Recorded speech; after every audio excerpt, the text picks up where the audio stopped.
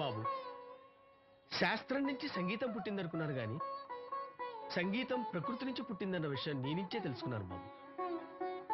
నా పాటకి ఏ శిల కరుగుతుందో గాని నీ పాటకి ఈ శిల కరిగింది నాయన.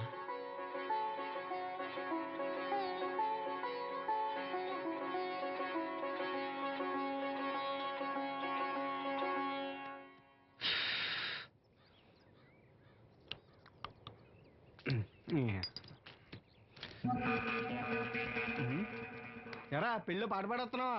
అవునని రాజుగారు డబ్బులు ఇచ్చారా?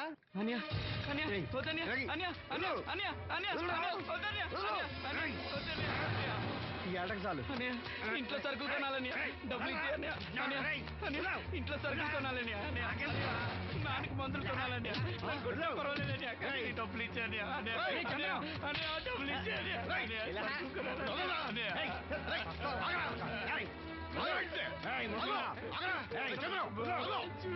వాడు కష్టపడి సంపాదించిన డబ్బులు ఆడుకుంటారా? సిగ్గులేదురా?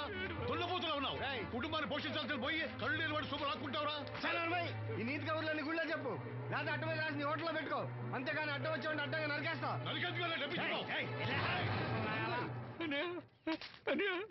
ఊరుకో ఊరుకో, వాడు ఎదవరా? ఎదవ తెలుసు కదా. అమ్మా, అన్నయ్య వచ్చాడు. అన్నయ్య జాగ్రత్త. అన్నయ్య జాకెట్ తెచ్చావా? పర్వాలేదులే, తెస్తావని అనుకున్నాను. తెచ్చావా? మా మంచి అన్నయ్య. అమ్మా చూసావా ఎంత బాగుందో? దీన్ని ఇప్పుడే కుట్టడానికి ఇచ్చేస్తాను. రేపు ఉదయం వెళ్ళొచ్చు కదమ్మా. ఇప్పుడే. అది తోడుకునేదాకా నిద్రపోదరా. సామాన్లు తెచ్చావా అయ్యా? ఇదిగో అమ్మా. డబ్బులు సరిపోలేదు, నాన్నగారికి తైలం మాత్రమే తీసుకొచ్చాను. ఈ డబ్బేంటి? కింద పడ్డానమ్మా. చూసుకుని నడవచ్చు కదరా. నేనా? ఒళ్ళంతా నొప్పులుగా ఉన్నాయి, కాసంత వేడి నీళ్ళు పెట్టమ్మా. అలాగే.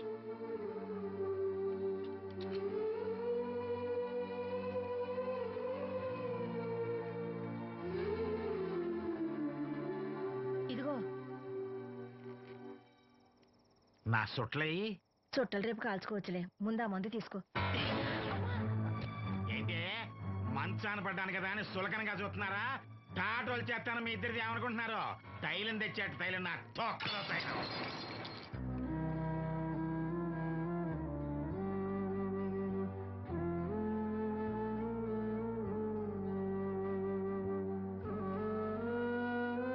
అయ్యో, పగలగొట్టేశారా? అవునురా, పగలగొట్టాను. అయితే ఏంటి, కొడతావా? కొట్టు, కొట్టరా. నడివిరిగి మంచాన పడ్డాను కదా, పెద్దానికి మీ దయాదాచిన్యాల మీద ఆధారపడుతున్నాను కదా. అది కాదు నాన్న, అది అప్పు చేసి తెచ్చాను. ఏంటి అప్పు చేసి తెచ్చావా? అప్పు ఎందుకు చేయాల్సి వచ్చిందో చెప్పరా? ఏం జరిగింది? వీడు చెప్పలేదా? లేదే. గుండె బద్దలవుతున్నా వీడు నవ్వుతూనే ఉంటాడు. బాబాయ్ నువ్వు ఉండరా? తోడ పుట్టినోడంట, తాగుపోతేదవా.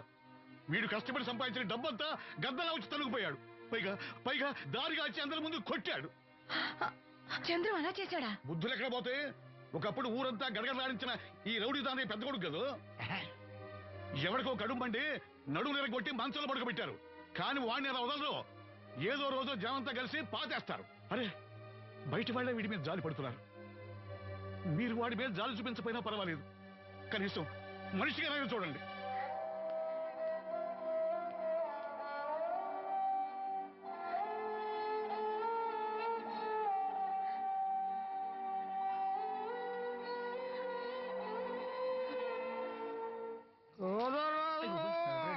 ఎక్కువైంది రైడ్కి, బాగా ఎక్కేసింది. కొట్టాను కదరా. కొట్టేవలేరా బాబు, కాకపోతే ఇంకోటి కొట్టి లోపు కొట్టాలి. పేకలో ముందు కొట్టినోడిగా డబ్బులు ఇస్తారు. ఊరికే తెగ ఫీల్ అయిపోతున్నాం.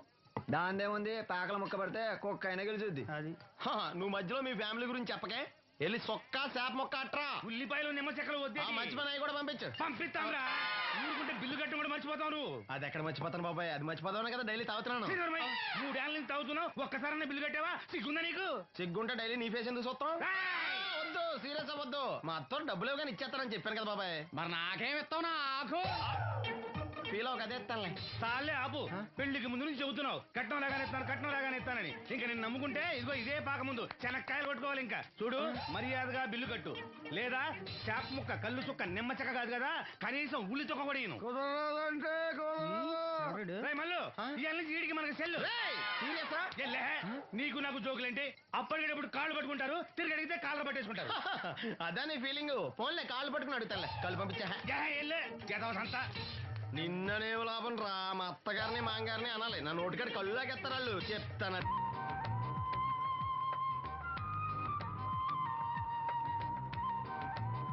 వావ్, చాలా బ్యూటిఫుల్ గా ఉంది కదా. Yes, it's amazing. ఇంత బాగుంటుంది అనుకోలేదు. అందుకే కదా మిమ్మల్ని మా ఊరు తీసుకొచ్చింది. నాకు అసలు ఈ ఊరు వదిలిపెట్టుకోవాలంటే నచ్చదు. కానీ పార్టీ బిజినెస్ వల్ల 10 సంవత్సరాల నుంచి సిటీలో ఉన్నా. అప్పుడప్పుడు ఇక్కడికి వచ్చి ఈ గోదావరిని, పచ్చటి పొలాల్ని, అమాయకపు ప్రజల్ని చూడకుండా ఉంటే నాకు తృప్తిగా ఉండదు. ఇదిగోండి, అదే మా గెస్ట్ హౌస్. నమస్కారం. జాగ్రత్త. తీసుకో. ఏం నాగమ్మా, ఏంటి విశేషాలు? మా కట్టాలు తీర్చే దేవుళ్ళు మీరు వచ్చేసారు కదయ్యా, అంతకంటే విశేషాలు ఏముంటాయి? ఈయన మన కేంద్ర మంత్రి భాస్కరాచార్య గారు ఉన్నారుగా, ఆయన అబ్బాయి మనోహర్ అని, ఈవిడ అతని భార్య దివ్య గారు. వీళ్ళు కొన్నాళ్ళు మన ఊళ్ళోనే ఉంటారు. వాళ్ళకి కావాల్సింది దగ్గరుండి చూసుకోవాలి. ఏంటి? రండి. అయ్యా మేడం. ఏంటి మీరు ఇక్కడ కిరీటం లేని మహారాజు అనుకుంటా? ఇక్కడ ఉన్న వాళ్ళందరూ అమాయకులండి, మంచి మనసున్న వాళ్ళు. వాళ్ళకి మీరే దేవుళ్ళు, అంతే కదా. అట్లా ఏం లేదండి. వాళ్ళ కష్ట సుఖాలు నేను చూసుకుంటాను. వాళ్ళు నన్ను ఎంతో అభిమానంగా, సరే ఆ సామాన్ తీసుకెళ్ళి ఆ రూమ్ లో పెట్టి వెళ్ళు. ఆ రూమ్ లో ఏసీ ఉందా? ఆ రూమే కాదు, ఈ ఊరే సెంట్రల్ ఏసీ. ఫ్యాన్ కూడా అవసరం లేదు. కిటికీ తెరిస్తే గోదావరి నుంచి చల్లటి గాలి వస్తుంది. Just feel comfortable. ఇది మీ సొంత ఇల్లు అనుకోండి. మరి ఫుడ్ సంగతి ఏంటి? ఫుడ్ గురించి మీరు ఆలోచించాల్సిన అవసరం లేదు. ఇక్కడ భవానీ అని మంచి వంట అమ్మాయి ఉంది. ఆవిడ వంట తిన్నారంటే జీవితంలో మర్చిపోదు. ఓకే, నేను స్నానం చేసి వస్తాను. Relax relax. ఏ కొండయ్య, ఇట్రా. సామాన్లను పెట్టేసావా? ఇదిగో చూడు, నువ్వు వెళ్ళి ఆ భవానీ నేను రమ్మన్నాను. ఆమె గుంట్లో బాగలేదు, రాకపోవచ్చయ్యా. మరి ఎలాగయ్యా? వీళ్ళు నాకు చాలా కావాల్సిన వాళ్ళయ్యా. జనరల్ గా బయటకు రారు. నేను స్వయంగా రమ్మన్నాను కాబట్టి వచ్చారు. వీళ్ళకి ఎలాంటి ఇబ్బంది కలగకూడదు. నువ్వు వెళ్ళి నేను చెప్పానని చెప్పు. వెళ్ళు. అలాగేనయ్యా.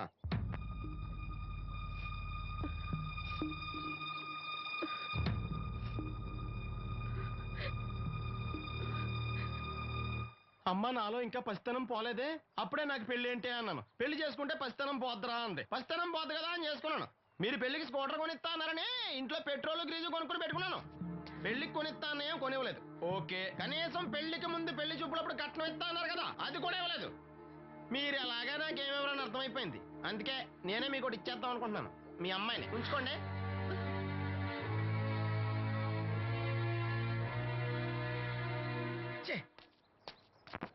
ఏం మాట్లాడరే? నేను అల్లుండి అనుకుంటున్నారా, అడగాలి అనుకుంటున్నారా?